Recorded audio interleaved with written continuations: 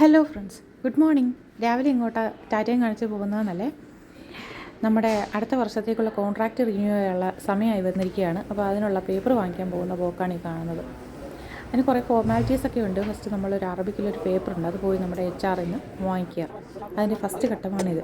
Contract റിന്യൂവലിൻ്റെ first സ്റ്റേജാണ് ഈ കാണുന്നത്. ആ പേപ്പറിൽ അവർ നമ്മുടെ പേരും ID-യും കാര്യങ്ങളെല്ലാം പകർത്തി ഫില്ല് ചെയ്ത് തരും. അതുകൊണ്ട് നമ്മൾ അടുത്ത ഡിപ്പാർട്ട്മെൻറ്റിലേക്ക് പോകും.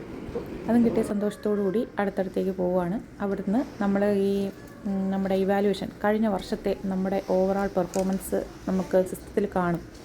അത് നമ്മുടെ ഇൻചാർജ് എല്ലാം ആക്കി വെച്ചിട്ടുണ്ട് ആ സിസ്റ്റത്തിൽ തന്നെ. അത് നമ്മൾ പ്രിൻ്റ് ഔട്ട് എടുക്കണം. അത് നമുക്ക് തന്നെ എടുക്കാവുന്നേ ഉള്ളൂ. പിന്നെ കുറച്ച് മെനക്കേടായ കാരണം ഞാൻ താഴെ പോയി അവർക്ക് എന്തെങ്കിലും പണി കൊടുക്കണമല്ലോ.